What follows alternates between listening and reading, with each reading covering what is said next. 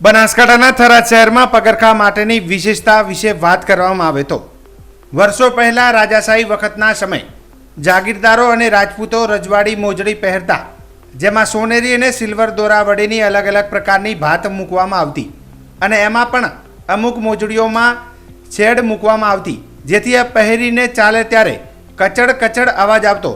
ત્યારે સૌ કોઈની નજર પહેરેલી મોજડી તરફ જતી અને કારીગરીના વખાણ થતા.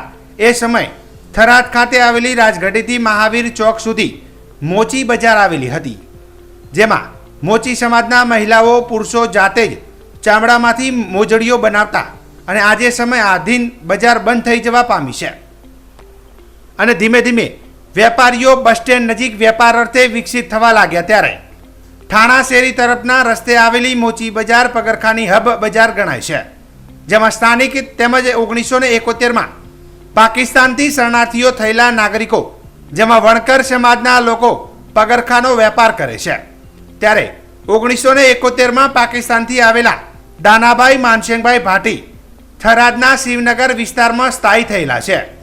ત્યારે જો એમના બાબતે વાત કરવામાં આવે તો દાનાભાઈ ભાટીએ જણાવ્યું હતું કે પાકિસ્તાનમાં અમારો વ્યવસાય ખેતી હતી, પરંતુ સંજોગો વસાત ભારત પાકિસ્તાન વચ્ચે થયેલા યુદ્ધમાં અમારો પરિવાર સહિત સગા સ્નેહીજનો ભારત દેશના ગુજરાત તેમજ રાજસ્થાન આવ્યા.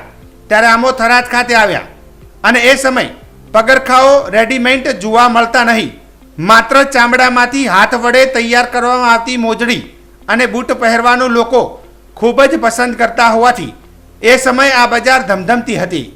જેથી અમો વણકર હોવાથી મેં આ પગરખા બનાવવાનો ધંધો શીખવાની મક્કમતા સાથે શરૂઆત કરી હતી.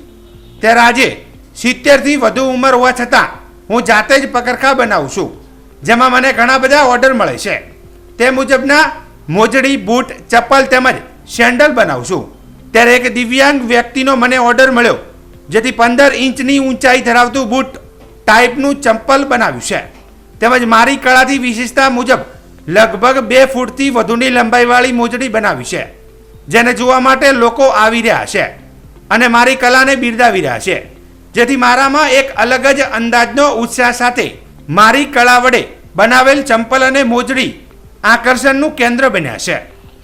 જી, હું અહીંયા થરાદ અંદર રહું છું. 1971 આવેલા પાકિસ્તાનથી શરણાર્થી તરીકે. એ અમારે બાપ દાદાની વારસાઈની હું જાતે શીખ્યો છું 30-40 વર્ષથી. તે હાલ મેં હર એક મોજડી, હર એક બૂટ, આ બૂટ 15 ઇંચનો બનાવું છું. હું જાતે કોઈ કારીગર સિવાય હું જાતે બનાવું છું. આ હર એક મોજડી, બૂટ મારે જાતે જ સીવાનું છું. જે અત્યારે પગરખા છે એ તમે શામાંથી બનાવો છો? અને ચામડામાંથી બનાવું છું, હાથે જાતે બનાવું છું. અને આ કેટલી ઉંમર હતી અને જે આ વ્યવસાય તમે શીખ્યા છો? એમ એ ઓછામાં ઓછી 20 વર્ષે, 30ની અંદરની ગણતરી કરતા. એટલે મારા બાપ દાદાની વારસાઈ જાતે જ છે.